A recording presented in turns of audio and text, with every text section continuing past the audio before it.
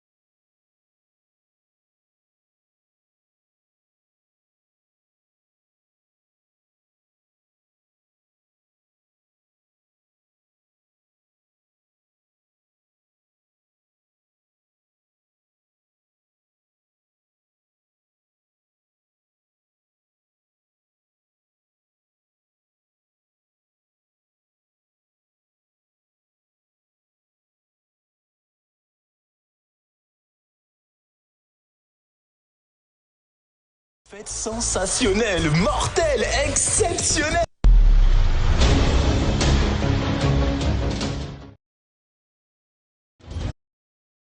Toujours un plaisir de l'avoir dans ce studio, mesdames et messieurs. C'est une grande gueule et il l'assume. C'est très important de le dire. Monsieur Badiko est avec nous dans ce studio. Monsieur Badiko, bonjour. Oui, bonjour, Lamine. Bienvenue. Merci de votre invitation. Oui. Bien, moi, je suis obligé de prendre la parole même si vous ne la donnez pas. Mais allez-y, mais c'est ce qu'on fait, justement. Voilà. Je l'ai dit tout à l'heure, il l'assume. Et ça, c'est important. D'abord, oui, pour dire que vous avez dit des choses extrêmement importantes. Et tous les mots de la Guinée sont connus. Ouais. Vous en parlez, on se répète, on ne doit pas se lasser. Ouais. Assez de paroles, passons aux actes. Mais justement. Le système médical guinéen est complètement gangréné par la corruption. J'allais vous poser la question. Et l'affairisme. C'est l'affairisme qui a tué l'hôpital guinéen. Comment comprenez-vous ce qui est en train de se passer aujourd'hui? Pas que ce secteur, hein, il faut le rappeler. C'est généralisé. Oui, mais comment comprenez-vous aujourd'hui? Mais c'est le système, monsieur, de parti-État. Le système de prébande, le système de partage de postes, le système de partage du gâteau. Ouais. On met les gens n'importe comment, il y a l'impunité est totale. Ouais. Les gens ne font que des choses. Les médecins, par exemple, tout ce qu'ils font est contraire à la déontologie. Ils soignent selon l'enveloppe qui leur est tendue. Exactement. Et ensuite, ils soignent très mal. Et là-dedans, certains vendent même des médicaments. Parfois, ils vous détournent des médicaments. Il faut acheter des médicaments à la pharmacie. Ils les détournent pour notre malade qui a payé plus cher. Les dons qui nous sont accordés nous sont vendus dans les hôpitaux. Maintenant, j'attire votre attention sur un fait extrêmement grave. Oui. C'est que la Guinée a eu des très grands médecins formés en Algérie, en Tchécoslovaquie, en Russie, à Cuba et à Polytechnique à Conakry, à l'Institut Madame Mafori Bangoura. Oui. C'était de très grands médecins, sous l'encadrement est-allemand. Ils étaient capables du niveau mondial. Aujourd'hui, c'est terminé, messieurs, dames, puisque c'est des médecins avec le bac au smartphone. Tout le monde le sait. Donc, on triche de la maternelle jusqu'à la sortie de l'université. On dit, voilà le médecin. Qu'est-ce que vous voulez qu'il fasse si c'est pas magouiller? C'est tout ce qu'il a appris. Il n'a aucune échelle de valeur qui lui permette réellement d'être en face des responsabilités et de soigner les gens. Comment on en est arrivé là? Vous n'allez pas dire quand même que c'est la faute du système Condé, c'est pas possible. Absolument, il n'a fait que l'aggraver. Il l'a aggravé. On est tous responsables, on est tous coupables. Le système du président Alpha Condé a aggravé la corruption et l'incurie des services publics. Les services publics n'ont jamais été aussi nuls qu'aujourd'hui. Et je dis que ça, c'est le système. Je suis désolé, ça ne fait que s'aggraver. Regardez cet hôpital Donka, on se demande à quelle année le chantier là va finir. On a reproché au président Alpha Condé d'avoir toutes sortes d'initiatives mirifiques, merveilleuses, mais qui n'aboutit jamais. Parce que les cadres ne suivent pas. C'est aussi simple que ça. Ahmed, Non, mais c'est la vérité. Il faut qu'on se... Non, mais tu as réuni deux grandes gueules aujourd'hui. Il faut qu'on se dise les vérités. Les cadres guinéens ne suivent pas. C'est une réalité. Il est dans son rôle. Il est dans son... Je suis dans le mien. Il est dans son... Non. Je suis dans le mien. Ceux qui ont mouillé le maillot, c'est pas les compétents et les honnêtes. Maintenant, une note positive, s'il vous plaît, sur ce chapitre. Moi, j'ai mon épouse, donc, qui est venue du Cameroun il y a 4 mois. Et elle n'arrive pas à se plaindre là-bas. Est-ce que vous savez qu'au Cameroun, la corruption est telle qu'il n'y a même plus de tests de Covid. Les gens ont détourné les tests. Donc, ils les font à domicile, moyennant 10 fois le prix qu'on demande officiellement. Il n'y a que des faux certificats qui circulent et ça ne va pas du tout. Elle a récupéré un papier. On a failli lui dire à l'aéroport que c'était un faux. Elle m'explique que quand vous arrivez au test, vous faites le tout et vous me demandez quand est-ce je peux venir prendre. On lui dit, madame, quand est-ce que vous voyagez? Dès qu'elle donne la date, on dit, non, ce sera le lendemain que ça va. Vous aurez votre certificat, il ne peut pas être prêt avant, après-demain. Et voilà la corruption, si vous ne payez pas, vous ne voyagez pas. Et ça, c'est le Cameroun. Donc, elle vient ici, ces jours-ci, elle voulait rentrer. D'abord, je l'ai mise en garde. J'ai dit, mais tu vas au Cameroun, qui est plus mal en point que toute l'Afrique. Il n'y a que l'Afrique du Sud qui est pareil. En Guinée, au moins, on peut taper sur le président Alpha Condé, il y a du répondant. Alors que là-bas, il n'y a personne pour répondre. Justement, voilà. Alors, cette appel sur Paul Biya, mais personne ne vous répondra, puisqu'il n'est pas là. Donc, cette responsabilité collective, c'est bien de toucher la plaie et aussi se regarder en face, se dire, mais à qui la faute finalement? Bahouri, on l'a reçu dans ce studio ici, évidemment, il pointe, je veux dire, lui, il touche vraiment la plaie pour dire, si on en est arrivé là aujourd'hui, c'est qu'il y a une démission collective. Vous n'allez pas dire aujourd'hui, monsieur Badiko, que ce qui est en train de se passer parce que Alpha est là depuis 10 ans, que toute la faute lui tombe dessus. C'est pas possible. Vous avez voulu travailler avec Alpha Condé? Oui. Voilà. Absolument. Ça, on ne dit pas. Intéressé. Il ne pouvait pas. Comment ça, vous n'étiez pas intéressé, monsieur Badiko? Mais lui n'était pas intéressé parce qu'il n'a pas, comme vous dites, n'a pas besoin de grandes gueules. Les gros, je le sais. Les grandes gueules. Oui. Je suis désolé. Moi, je ne suis pas à la recherche. Je ne suis pas au chômage. Monsieur Badiko. Monsieur Badiko. Je suis en droit. Non. Ça glisse. Ça glisse. J'ai demandé un gros salaire. Qu'est-ce que vous avez dit? Qu'est-ce que vous êtes dit exactement quand vous êtes vu avec Alpha? On devait travailler ensemble. Oui. Et il m'a demandé si je parle anglais. Je dis oui, je suis parfaitement bilingue. Oui. Et ça s'est arrêté là. Pas du tout. Pas du tout, monsieur Badiko. Mais alors là, pas du tout. Maintenant, laissez-moi finir mon histoire. Non. On va pas passer comme ça, c'est pas possible. Non, Jacques, si tu me dis d'arrêter, j'arrête. Il n'y a pas de souci. Bien. Mais quand même, ça commence à bien. Ok. S'il a enregistré la conversation, il vaut mieux qu'il vous la donne pour la livrer. Il peut la livrer. Je l'adore, lui. Mais je dis que donc, mon épouse, donc, les grandes gueules. Camara, elle est donc ces jours-ci faire son test. Oui. Elle s'est permise. Elle était étonnée de tout ce qu'elle voyait, l'ordre, la discipline qu'il y avait. Et quand elle a fini son prélèvement, elle a tendu un petit billet pour donner au monsieur qui a fait le test. Il a dit, non madame, s'il vous plaît, gardez votre argent, il n'y a pas de problème, nous sommes ici pour vous. Oui. J'ai dit, et en plus, tout était rigoureux, noté. C'est la preuve, s'il vous plaît, qu'on peut s'en sortir. Bien. Dans la rigueur. Je ne sais pas quel est permis. La mine, excusez-moi, je ne sais pas quel est le talisman ou la potion magique que le docteur Sakoba Keita a donné à ces gens. Est-ce que c'est la potion du gouvernement autrement ou est-ce que c'est autre chose? C'est un cas limite, mais ça veut dire qu'on peut s'en sortir. Mais bien sûr. Avec la rigueur. Mais tout n'est pas pourri, hein. Tout n'est pas pourri. Non, les grandes gueules. Tout est endormi. Même tout est endormi. Ce qui n'est pas pourri est endormi.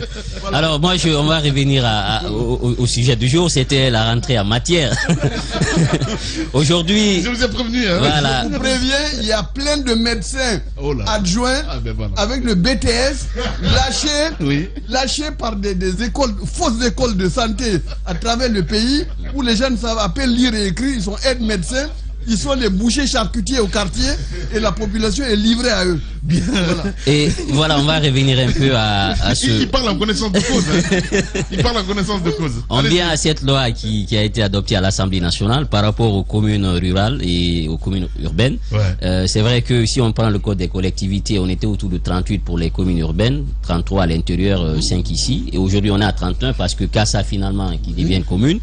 Et les 303 autres qui vont encore grimper. Et vous êtes ligué contre cette décision à l'Assemblée nationale. Vous dites que l'opportunité n'y est pas et la forme avec laquelle on est allé vers l'adoption, vous ne partagez pas cela.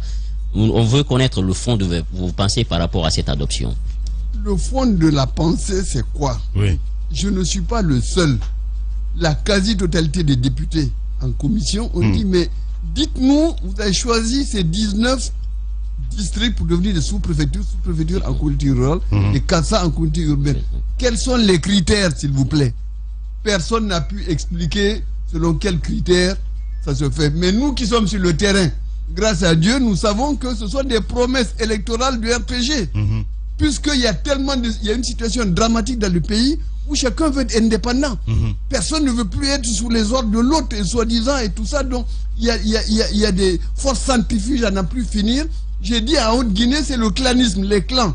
Et au Fouta, c'est le communautarisme. Et c'est donc des promesses électorales du RPG. Ce n'est pas pour le bonheur des populations.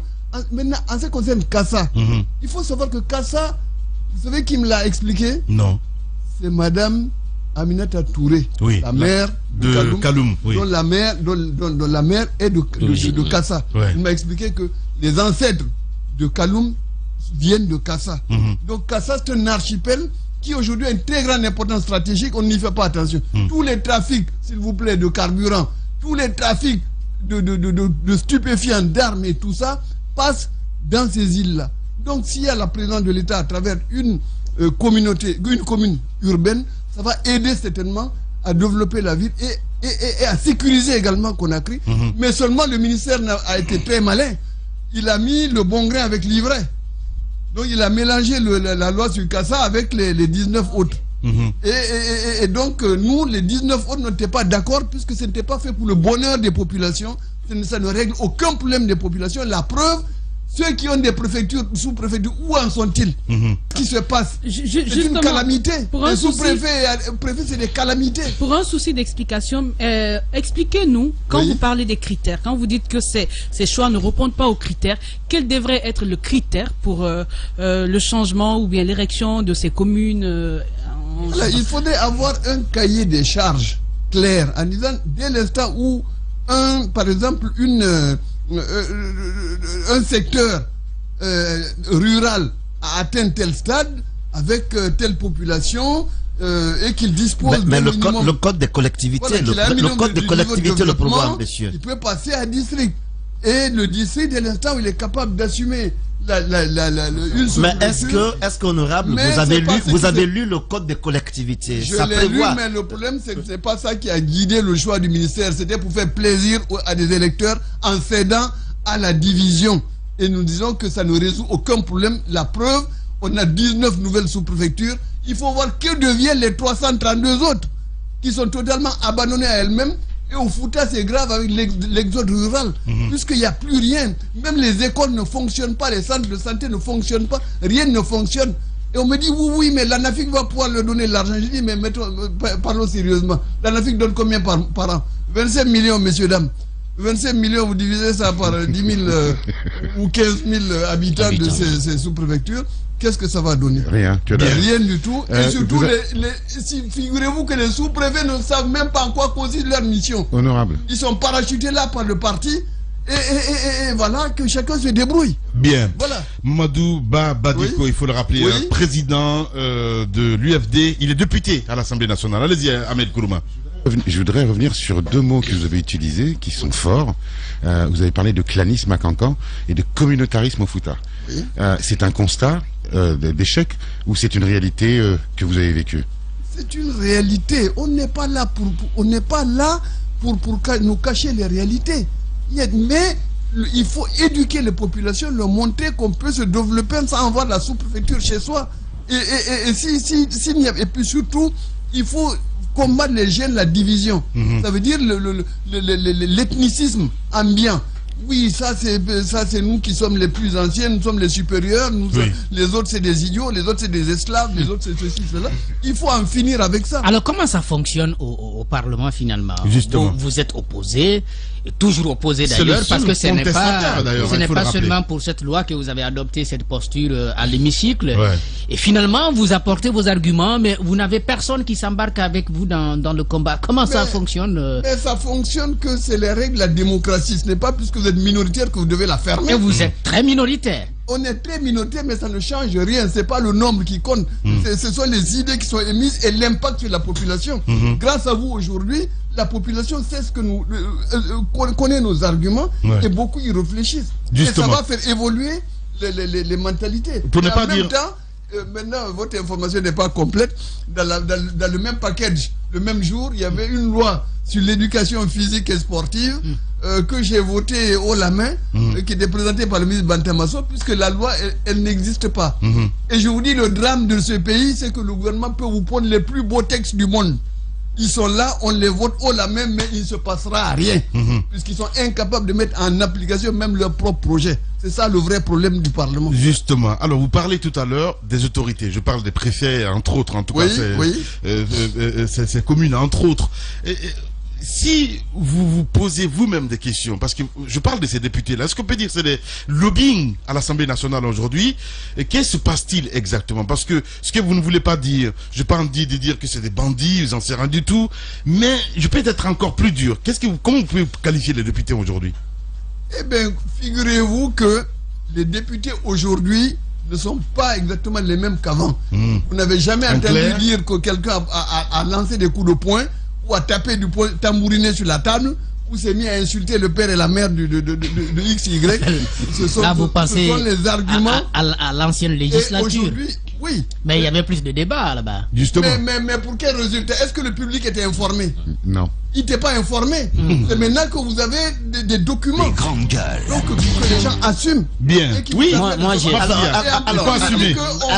Lorsqu'une loi est correcte, on estime qu'elle est utile, et bien on la vote pour la main. Oui. S'il y a des doutes, on s'abstient. Bien. Si elle est nocive, comme celle-là, moi j'ai une question. Mais le problème, vous-même, c'est vrai que vous vous montrez aujourd'hui opposé à beaucoup de projets de loi, mais pour certaines langues, vous le faites juste dans une forme de cinéma. Mais derrière, on sait que vous êtes aligné. Aligné sur quoi? En fait, vous êtes avec... Aligné sur la vérité? Non. Non, vous êtes un homme d'Amaro, donc vous êtes une caution. Voilà les problèmes que nous avons. Ça veut dire que vous voulez qu'on soit là comme des machines à voter? Non. Puisque je suis opposant, je dois automatiquement voter. Non. En fait, ce qu'il veut dire, c'est que vous faites... On ne fonctionne pas comme ça. Ce qu'il ne dit pas, parce qu'à l'Assemblée nationale, vous ne boxez pas ici dans ce studio, on peut se boxer. Ce qu'il veut dire... Ce qu'il veut dire, M. Badiko, c'est que vous faites du populisme. C'est ce qu'il veut dire. Voilà. Non. Moi, on peut bien comprendre la crainte de Daouda, mais en même temps, puisqu'on vous a dans ce studio, parlons alors de ces choix. Dites-nous quelles peuvent être les conséquences de tels choix lorsque ça n'obéit à rien absolument. Quel peut être l'impact sur les communautés? L'impact, c'est un des nouveaux fardeaux qu'on débarque, qu'on parachute sur les communautés. Oui. Le sous-préfet qui est là, qui est un homme du parti, qui est un homme du pouvoir, qui a fait allégeance et qui est là pour ça, qui ne sait même pas. Madame Bangoura, le type ne sait même pas en quoi consiste sa mission. On lui dit d'aller commander. D'accord. Il ne sait pas s'il est là pour aider au bien-être de la population, développer l'agriculture, surveiller les fonctionnaires justement qui ne travaillent pas, surveiller les écoles dans lesquelles les enseignants font leurs affaires ailleurs et ne sont jamais là. Surveiller l'infirmerie, qu'on ne vole pas les médicaments qu'on nous amène. Voilà, et protéger la population. Au contraire, c'est lui le juge. Dès qu'il y a un larcin quelque part, il se transforme en juge, il raquette, et puis l'impunité est là. Le mot est lâché. Oui. Raqueter. Il raquette. Donc c'est un fardeau supplémentaire qu'on leur apporte. C'est pas un bonheur. Mais qui la faute? Rapidement, parlons du ministère de l'administration du territoire. Aujourd'hui, on parle de beaucoup de problèmes à Conakry, mais à l'intérieur, on sait qu'il y a beaucoup plus de problèmes. Est-ce que vous pensez que ce département, avec le ministre Bourema à la tête depuis qu'il est là, est-ce que vous notez des changements de taille quand même pour les communautés à la base, à l'intérieur du pays, par exemple. Pour moi, le MINAT, c'est le ministère des élections. C'est tout, c'est pas autre chose. Donc, leur préoccupation d'abord, c'est de maîtriser le terrain et de faire gagner les élections à leur parti. D'accord, vous ressortez... Moi, je ne vois pas tellement... bon, il fait son travail et sur le plan de la sécurité, il a aidé à calmer des situations qui étaient extrêmement graves dernièrement, mais moi, je ne vois pas en quoi... je ne vois vraiment pas la valeur ajoutée de ce ministère comme les autres. Moi, je ne vais pas être excessif, mais il faut savoir que si vous fermez ici les 3 quarts des ministères, vous ne vous en rendrez même pas compte. À vous écouter, au niveau par exemple de la compétence de ceux qui doivent diriger ces communes, vous savez, il y a les 32 compétences dans le code des collectivités. Donc il y a une nécessité de formation à vous écouter. Voilà. Deuxièmement, vous dites que on crée parce qu'il n'y a aucun critère. Est-ce qu'il n'y a pas une conséquence que d'autres aussi disent, puisque vous avez créé pour les uns, et nous aussi, nous réclamons qu'on crée pour nous une communauté. L'effet domino. Est-ce qu'il n'y a pas un risque à ce niveau? Vous avez touché à la boîte à Pandore. Ça veut dire que tout le monde, chacun a son sa petite demande là. Il y a des milliers de demandes qui vont dans tous les sens. Regardez, par exemple, les gens de la région du Sud-Est, donc capitale Zérekoré, ils disent mais comment nous on a eu région avec une seule région administrative, on a 7 préfectures, alors qu'ailleurs c'est 3, 4 ou 5. Donc nous on a fait une demande de 15 sous-préfectures seulement pour avoir des districts en sous-préfecture, on n'a eu qu'une seule. Donc c'est une boîte à panneaux, les demandes vont exploser, sans compter maintenant qu'une fois que vous avez fini de faire le charcutage là pour fabriquer de nouvelles sous-préfectures, il y en a qui disent ah non, nous on ne veut pas être sous les pieds des gens. Justement, la question de la solidarité, la question de la solidarité. C'est comme avant, on dit mais comment tu vas sauter un territoire pour aller te rattacher à un autre là-bas? On dit non, moi je ne vais pas. Donc d'où la question de la solidarité. Il y a plein de problèmes. Les grandes gueules. Et comme les élections c'est dans 5 ou 6 ans, je ne sais pas comment ils vont faire. Et dans l'autre aspect, le ministre, on l'avait dit à l'Assemblée, vous créez une commune, ça veut dire qu'il faut qu'il y ait un budget. Est-ce que c'est pris en compte dans ce budget-là qui va sortir? Selon ce qu'il nous a dit tout à l'heure. C'est postérieur à l'adoption du budget. L'adoption, voilà. Et où ils vont prendre cet argent, vous créez une commune, ça veut dire qu'il faut qu'il y ait des moyens. Vous êtes décentralisé le pouvoir, il faut décentraliser aussi les moyens. Où ils vont aller puiser ces fonds-là? On l'a dit. Il ne faut pas aggraver le fardeau de l'administration du territoire. Il faut le faire selon nécessité et ne pas aggraver des problèmes qui existent, résoudre plutôt ceux qui sont là. Donc il faut reprendre totalement la politique d'administration du territoire avec des professionnels mais engagés, mais c'est important la question de Diba. Il parle des moyens. Vous avez parlé tout à l'heure de la nation. Si on crée des communes, ça veut dire qu'il faut... Vous avez fait allusion à la rente minière. La Guinée, deuxième producteur mondial, et parmi les plus pauvres et les plus corrompus du monde. Et bien voilà, donc ça va être encore pour dépenser la rente minière pour aucun profit pour la population. Donc l'urgence n'est pas de créer de nouvelles structures, c'est d'arriver à mettre vraiment à mettre l'élément qualitatif derrière les préfectures. L'autre élément, pour que les gens voit les retombées positives. L'autre élément honorable, parce que vous parliez des élections dans 5 ou 6 ans, mais en réalité les élections communales c'est dans 2 ou 3 ans, parce qu'en 2023... On espère que le processus précédent sera déjà bouclé. On n'a pas attendu que... Non, mais on n'a pas attendu. On n'a pas attendu que ce processus aboutisse pour qu'on aille aux élections législatives. Donc ça veut dire qu'on organisera des élections communales. 2 élections avec 2 élus pour le même poste. Le problème, ce que je voudrais dire, parce que ma question, c'est l'histoire des délégations spéciales qui devraient être mises en place pour gérer, n'est-ce pas, ces nouvelles sous-préfectures. Le texte était muet là-dessus, nous l'avons réclamé. On a dit on ne peut pas les créer comme ça et laisser fonctionner dans le vide avec le seul sous-préfet qui commande tout. Donc on a demandé ça, mais on ne sait pas comment ça va se passer, sur quel critère, mais il faut trouver... Non, mais c'est le ministre qui nomme, c'est tout. Il désigne les gens qui vont... c'est le parti État, monsieur. Voilà, monsieur le député, le jour où vous démissionnez, allez dans le comique parce que vous êtes excellent. Je dis le jour où vous démissionnez, allez dans le comique parce que vous êtes excellent. Moi, je vous écris un one-man show. Bref. Non, mais vous êtes un drôle. Ça doit être drôle d'être à l'Assemblée avec vous. Vous êtes minoritaire, on l'a dit à l'Assemblée nationale. nationale. Est-ce que vous n'avez pas un côté, je vous regarde là depuis tout à l'heure, je trouve que vous avez un côté anarchique. Eh bien non, je ne suis pas anarchique, si vous viviez avec moi, vous saurez que je ne suis pas très démocrate à la maison. Bien.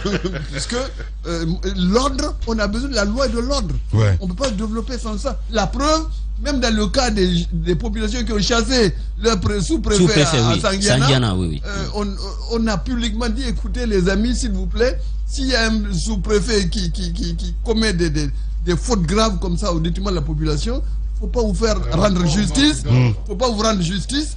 Oui, il ne faut pas vous... En quoi l'ordre manque dans ce pays?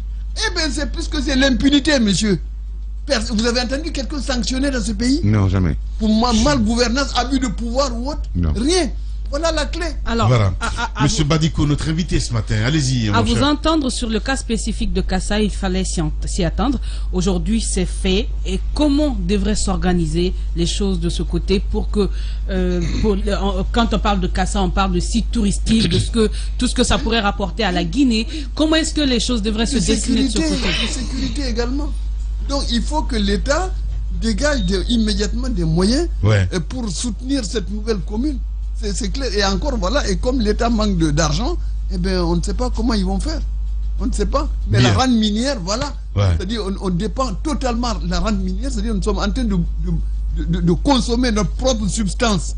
C'est ça la rente minière. C'est-à-dire, c'est des ressources épuisables, non renouvelables qu'on est en train de dilapider. Bien.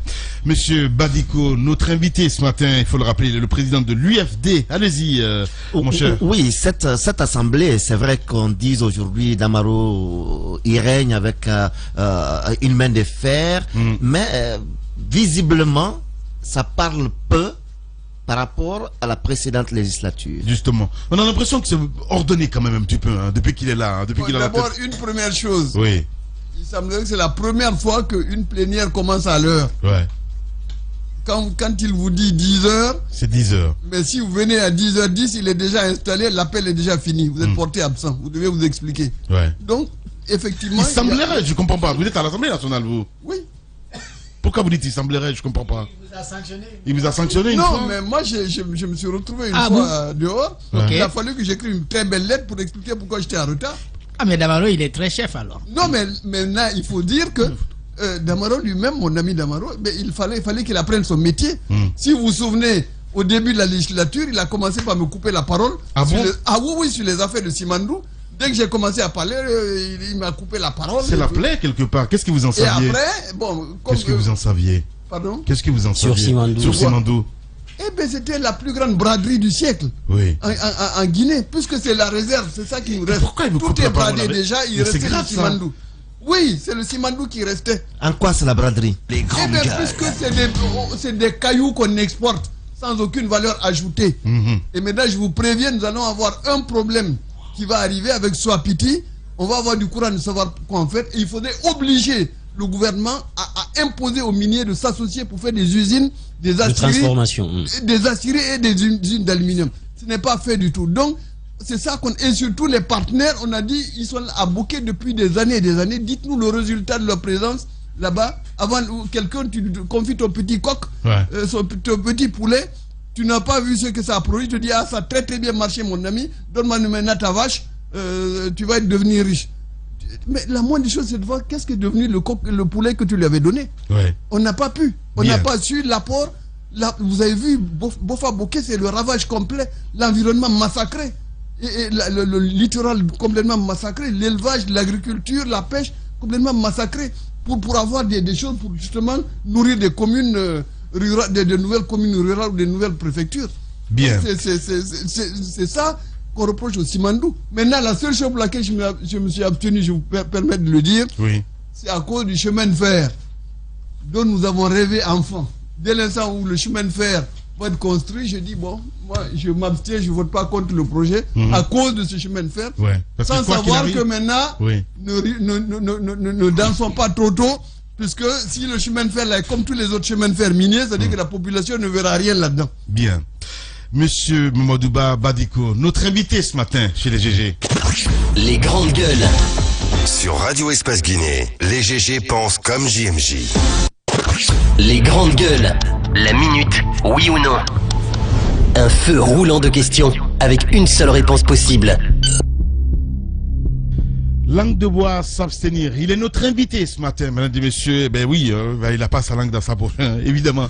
Ce matin, mon cher Diba, monsieur le député, monsieur le président, je vous explique, on vous posera des questions, vous allez répondre par oui ou par non. Vous connaissez un petit peu, évidemment, vous n'êtes pas votre première dans cette émission. Allez-y, Diba. Oui ou non, la création de ces 19 collectivités devient plus un problème qu'une solution. Oui ou non? Oui. Oui. Allez-y, Jacques Lewa. Oui ou non, honorable Damaro vous fait peur? Non. Non. Ahmed. Oui ou non, votre manière de protester actuellement est le signe de votre insatisfaction du découpage ou plutôt de la représentativité, de l'opposition à l'Assemblée nationale? Oui ou non? Non. Non. Allez-y, Daouda Mohamed. Oui ou non, vous êtes un député par défaut? Non. Alors oui ou non, cette 9e législature n'est pas du tout différente de la dernière sur les questions d'intérêt national? Elle est totalement différente. C'est non. Oui ou non? Oui ou non, aujourd'hui en parlant de cette législature, on constate que certes les débats sont en train de prendre de l'ascension, mais elle est devenue une boîte d'enregistrement avec le temps. Non. Non. Allez-y, Jacques. Oui ou non? Oui ou non, à cette allure, vous serez amené peut-être à vous retirer? Non. Bon. Dernière question. Oui ou non, est-ce que vous n'avez pas atteint l'âge de la retraite? Dans le gouvernement, il y a des gens qui ont le même âge que moi. Je parle de vous. Il est terrible, Ahmed Kourouma. Allez, on passe à cette autre rubrique. Les grandes gueules. Les grandes gueules. Le jeu des photos, une perception, une idée, un mot, pour définir un leader d'opinion, une personnalité politique guinéenne. On adore évidemment dans ce studio Monsieur Badiko, notre invité ce matin. On va proposer maintenant quelques photos et vous allez nous dire un petit peu, sans langue de bois évidemment, ce que vous pensez de ces gens-là. Voilà, allez-y Diba Milou. Mamad Silla, le chef de file de l'opposition. Eh bien, je trouve que c'est un incompris. C'est un incompris. Il n'a pas fait de longues études. Mais aujourd'hui, dans le contexte d'affrontement politico-ethnique aujourd'hui, eh bien, c'est un homme de dialogue, c'est un pont. Et c'est le seul qui peut parler à tout le monde dans ce pays. Je regrette simplement ce qui s'est passé ces jours-ci. Les attaques personnelles, ce n'est pas convenable, malheureusement. Et en plus, le fait de dire qu'un homme de caste ne peut pas être chef de l'État, eh bien, c'est totalement contraire à la loi, c'est contraire à la Constitution. Tous les hommes et les femmes naissent libres et égaux dans le pays, ils ont les mêmes droits, tous. Bien. Là, Junior Condé. Eh bien, je l'ai rencontré dans un avion, je l'ai rappelé et il n'a pas pris. Martine Condé. Martine Condé, l'écrivaine? Non, Martine qui était présidente de la HAC. Eh bien, je ne comprends pas pourquoi on l'a remerciée. Il y a eu trop de controverses là-dedans.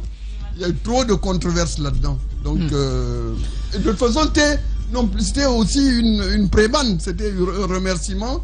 De campagne électorale, donc c'était un point de remerciement. Même si c'est fait, ce n'est pas grave. Docteur Makali Traoré.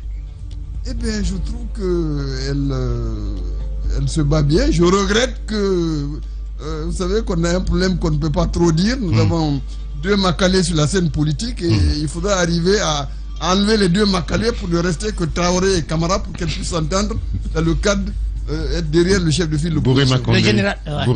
Eh bien, c'est quelqu'un que je connais depuis longtemps, depuis 2010. C'est un homme d'ordre. C'est un homme qui mène son affaire comme une armée. Et je dis que il a très bien défendu son texte l'autre jour à l'Assemblée, mais je l'ai pas, il m'a pas convaincu. Damaro, le président de l'Assemblée. Eh bien, je trouve que c'est quelqu'un qui sait apprendre. Quand il se trompe, il sait rectifier. Et il est attaché également au texte. C'est un homme du système, c'est vrai. C'est le Dalen Diallo. Que je lui reproche d'être un homme du système. C'est le Dalen Diallo.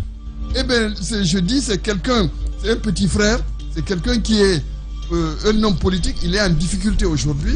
Et il faut qu'il comprenne que le cheminement politique ne peut pas aller en ligne droite. Ouais. Il y a des hauts et des bas. Et l'essentiel, c'est quand on tombe, c'est de se relever correctement, de tirer les leçons de toutes ces erreurs du passé. C'est ce que nous avons fait avec le président Alpha Condé. Bien. Badara Koné. Badara Koné, c'est un jeune très dynamique qui est parti à fonder un parti. Je pense même qu'il a formé un shadow cabinet.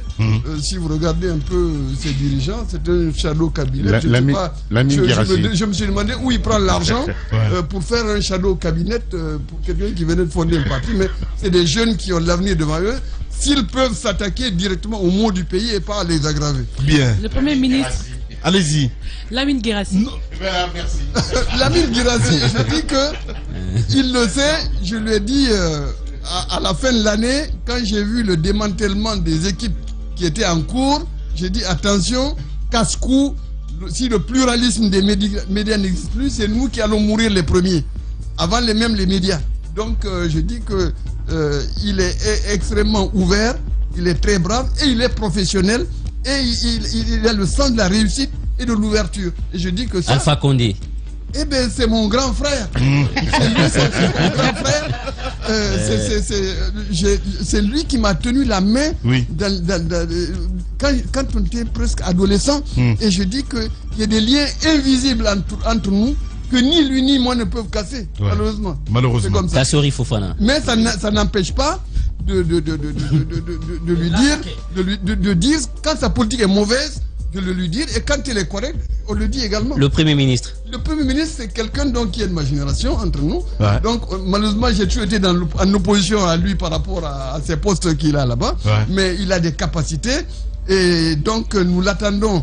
Le 26 là. On attend le 7 avril. Le 7 avril, ouais. Bon, on ne sait pas si c'est lui qui viendra ou si c'est Matata Pogno qui viendra.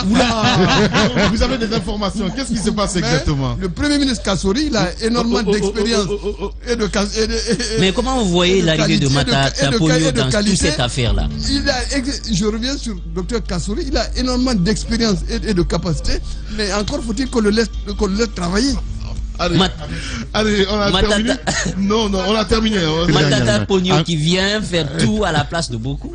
Eh bien oui, mais je dis qu'on a un gouvernement bis au palais. Ben, nous, on serait très heureux de l'avoir à l'Assemblée pour qu'il nous explique sa politique. Pardon. Allez-y, Ahmed. Une dernière. Ahmed Sékou Touré. Ahmed Sékou Touré, c'est notre père. C'est notre père fondateur. Nous, on nous a tapé dessus au village quand on mettait Viverdia sur les arbres. Bien. C'est eux qui nous ont fabriqué. Malheureusement, il n'a pas respecté le serment de l'indépendance. Il a tué l'indépendance en faisant une affaire de famille et de clan. Et il a commis des crimes que moi, je ne peux pas pardonner. Ce sont les victimes qui peuvent le pardonner. Moi, j'ai juste été avec le président Alpha Condé, victime de l'exil pendant 21 ans. Voilà. Mon monsieur Mamadouba Badiko, il faut le rappeler, un député à l'Assemblée nationale, président de l'UFD. Notre invité ce matin, monsieur le président, cette caméra vous appartient. Le peuple de Guinée vous regarde, évidemment, si vous avez un message, évidemment. Merci. Je dis qu'il est temps qu'on fasse une rétrospection sur notre passé. Nous sommes installés dans un système qu'on ne peut pas reformer dans l'État. À l'indépendance 58, on a fait un État unitaire qui ne tient plus. Aujourd'hui, il faut en tenir compte, sortir de la politique politicienne, des affrontements, des crimes politiques, économiques, et pour arriver à faire une véritable fédération où enfin on s'occupe du développement et la Guinée reprendra son flambeau en Afrique. Je vous remercie. L'ethnicisme n'est pas la solution. Le communautarisme n'est pas la solution. Il faut mettre fin à l'enrichissement illicite, à l'impunité et à la corruption. Je vous remercie. Merci beaucoup. Et tiens, il y a la Junior qui nous appelle en direct et qui veut présenter ses excuses. Hein. La Junior Condé, évidemment, qui est au bout du fil là et qui veut le parler. Voilà. Non, mais donnez-moi son numéro, je vais le rappeler. Non, mais il est au bout du fil là. Vous pouvez le parler, il n'y a pas de souci. Hein. Voilà. Oui, là, bonjour. Oui, bonjour, grand frère. Je vous présente mes excuses. Non, mais après 4 ans, oui, c'est bon, il n'y a pas de problème. Allez, on a terminé ce matin. Grand merci à vous tous à l'international. Mesdames et messieurs, merci à Amadou Sow à la réalisation de l'émission à la radio. Grand merci à Mamoudou Condé du côté de la régie à la télévision. Dans un instant, sur Radio Espace, c'est Arnaud Béchier qui vous allez retrouver évidemment avec Zik l'Espace et la matinée. C'est un plaisir de vous servir toute cette semaine. Demain, Moussa Yoruba sera là évidemment avec l'autre équipe pour vous servir. Prenez soin de vous et surtout, bon week-end par anticipation. Au revoir.